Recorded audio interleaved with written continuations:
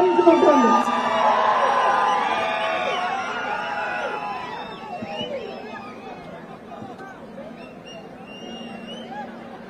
పది సంవత్సరాలు అయిపోయింది.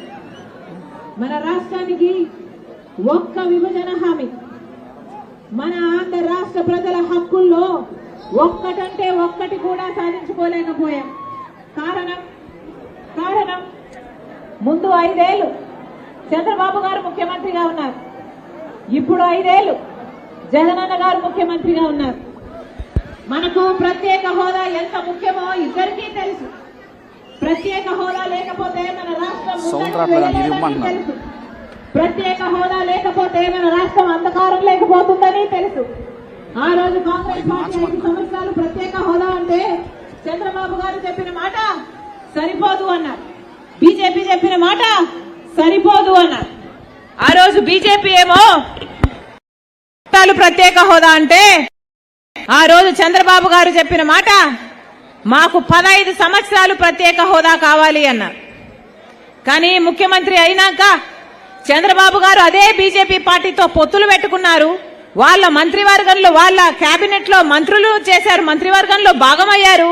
కానీ ప్రత్యేక హోదా గురించి ఒక్క నిజమైన ఉద్యమం చేయలేదు చంద్రబాబు గారు.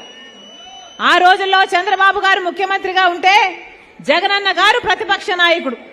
ఆ రోజు ప్రతిపక్ష నాయకుడిగా జగనన్న గారు ఎన్నో ఉద్యమాలు చేశాడు ప్రత్యేక హోదా కోసం. ఆ రోజు ప్రత్యేక హోదా జగనన్న గారు నిరాహార దీక్షలు కూడా చేశారు. ఆ రోజు జగనన్న గారు చెప్పిన మాట ప్రత్యేక హోదా రావాలి అంటే మూకుమ్మడిగా రాజీనామాలు చేద్దాము అన్నారు. ప్రత్యేక హోదా ఎందుకు రాదో చూద్దాము అన్నారు జగనన్న గారు. తీరా ఎన్నికలు వచ్చాయి, జగనన్న గారు ముఖ్యమంత్రి అయ్యారు. ఇప్పుడు జగనన్న గారు ముఖ్యమంత్రి అయినాక ప్రత్యేక హోదా కోసం ఒక్కసారైనా నిలబడ్డారా, మాట్లాడారా, బీజేపీని నిలదీశారా, ఒక్క నిజమైన ఉద్యమమైనా చేశారా అంటే ఒక్కటి కూడా చేయలేదు. ఒక్కసారి కూడా ప్రజల పక్షాన మాట్లాడలేదు. ఒక్కసారైనా మూకుమ్మడిగా రాజీనామాలు చేద్దామన్న జగనన్న గారు ఇప్పుడు ఎందుకు రాజీనామాలు చేయడం లేదు? ఇప్పుడు అదే బీజేపీ పార్టీకి తొత్తులుగా మారారు. జగనన్న గారే కాదు, చంద్రబాబు గారు కూడా. ఇద్దరు దొందే. ఒకవైపు వైసీపీ, ఒకవైపు టీడీపీ, ఇద్దరిని పెట్టుకుని ఆడుతుంది బీజేపీ పార్టీ. ఆలోచన చేయండి. బీజేపీ పార్టీకి ఆంధ్ర రాష్ట్రంలో ఒక్క ఎమ్మెల్యే లేడు, ఒక్క ఎంపీ కూడా లేడు. ఆంధ్ర రాష్ట్ర ప్రజలు ఒక్క బీజేపీ ఎమ్మెల్యేని గెలిపించలేదు, ఒక్క ఎంపీని గెలిపించలేదు. అయినా కూడా ఆంధ్ర రాష్ట్రంలో రాజ్యం వెళ్తుంది బీజేపీ పార్టీ. ఎలా సాధ్యమైంది ఇది?